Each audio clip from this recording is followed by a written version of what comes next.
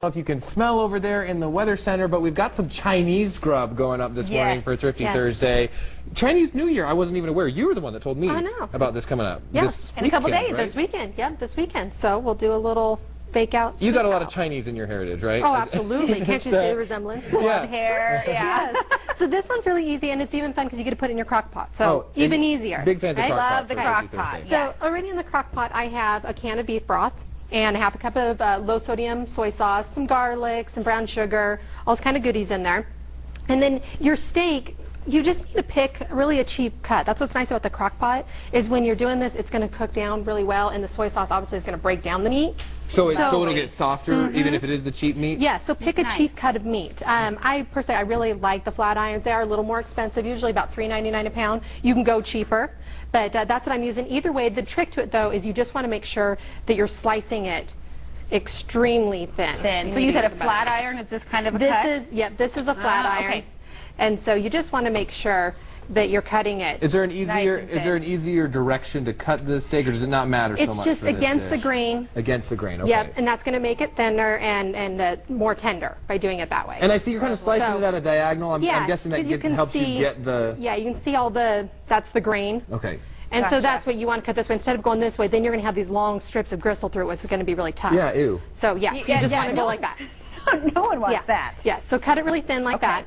And then put this meat into the sauce that you have going on and let it cook all day. Put it on low. And we've got those ingredients for the sauce up there as well on the screen. Yeah, just put it on low, let it cook all day. When you get home, you can go ahead and do your rice, to the directions that are on the box, or if you're doing dry rice, steam it up. Yeah. While it's cooking, you want to take your broccoli that's chopped up and put it in there into the beef and let it cook kind of the same time as the rice is. And it'll take about that time, about another 30 minutes. Oh, so broccoli goes in at the end. Broccoli at the end. Gotcha. Oh, awesome. Okay, and if you don't, I guess if you want the flavor to be just with the beef, I guess you could steam the broccoli with your rice as well, right? Yeah, you could. Either way. So you got a couple options if you've got the rice going already. Yeah, so the idea is to put in there, if you're using a bag of frozen broccoli, don't unthaw it before you put it in there, because that half hour in there is more than enough time. You don't want it to be soggy. You still want it to kind of have some texture. Okay. And so same even if you're doing, and if you're doing fresh, don't worry about steaming it before you put it into the juice. And as far as price breakdown for the broccoli, is frozen cheaper than the fresh, or are they comparable? Right now it's really comparable. I mean, you can pick up a bag of frozen broccoli for right around like 79 cents to $1 a bag.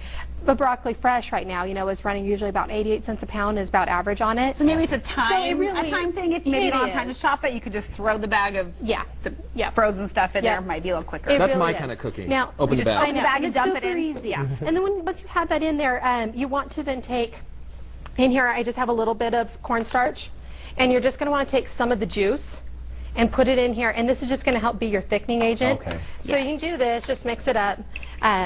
And it's important to know, you don't just dump the cornstarch No, because you don't want it to be all clumpy. Yeah. So do it this way first, and the liquid's hot enough, it's going to just dissolve your cornstarch. Which is helpful for those ones. Yes. And then you just put it all back into the crock pot. And then put all this back into there. With And that's when everything's done, or is that when it's still cooking? And that's why when you have your broccoli in there, in that last half hour time of cooking, and then of course... So it'll thicken the sauce a little bit. It will. It'll thicken the sauce a little bit. And look at that delicious presentation. And that's so easy. It's beautiful. Chinese beef and broccoli in honor of Chinese New Year, which is coming up this weekend. And of course, this meal won't be complete without dessert. You probably know what direction we're going with that. But wait about a half an hour and you'll see for sure. And just one last quick question, price breakdown per person for this meal. It ends up just being a little over $1 a serving with it. And that's even including your cookies. Because really you think about the miscellaneous ingredients that you have already in your pantry.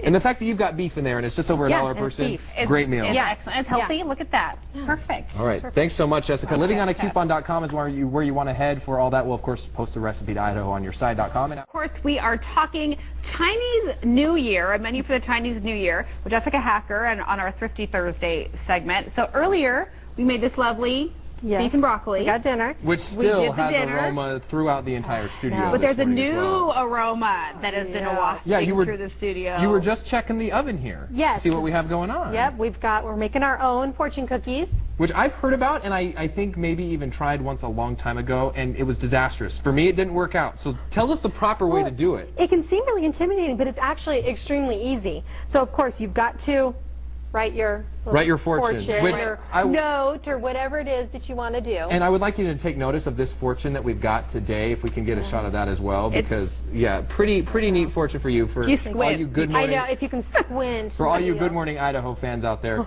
make sure you grab it. So there this it is. piece of paper, it won't burn in the oven, right? I'm assuming. Nope, you're not going to put this in the oven. Oh, No. not even Paper does not go in the oven. Oh, No. hey, well, how So, about that? okay. First off, you need to sift together the sugar, flour, and some cornstarch. Sifting, is this important Sifting. as opposed to just mixing It it in is the bowl? because the sugar, I mean, unless you're using a baker's sugar that's a lot thinner, obviously it's going to be really grainy. Okay.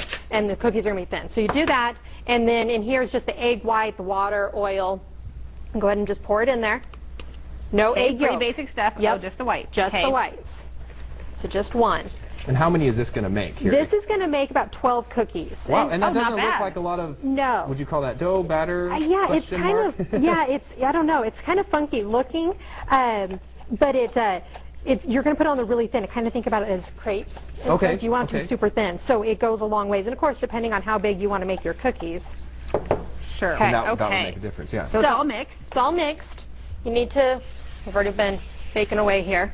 So we're going to spray your You're cookie sheet going, here as well. yes. You need to work in really small batches because obviously the forming of the cookie happens when it's hot and after it's cooked. Okay. So work So if in it really cools too small. much, it probably won't work. Yes. Right. So you only Okay. want to, I would recommend, 4 at most. If you're first starting out, maybe just do 2 until you get kind of comfortable with the process Okay. because it is, like I said, it's kind of intimidating. Because you So have to make- make sure that you're fast enough at actually doing the folding. Yes. Okay, maybe a little trial and error at the beginning. Yes. Good to know. Except right here, because we know you've got this under control. Yes. Yes, we got this. This is This good. is what it will look like if you do it at home. We though, are right? not, That's Spencer and I are right. not in charge of this step, That's why so we've it'll got- probably turn out very well. So you just want to put a little bit in there. Okay. And, you can just use your spoon if you want, or if you're feeling, Are you trying to thin it Extra- out any more than that, or is that thin enough? yeah, right and there? it'll really thin, and you can even just kind of roll That makes your it easier. pan Okay. and just kind of, try to keep it of a circle. Okay. Okay? And then into the oven.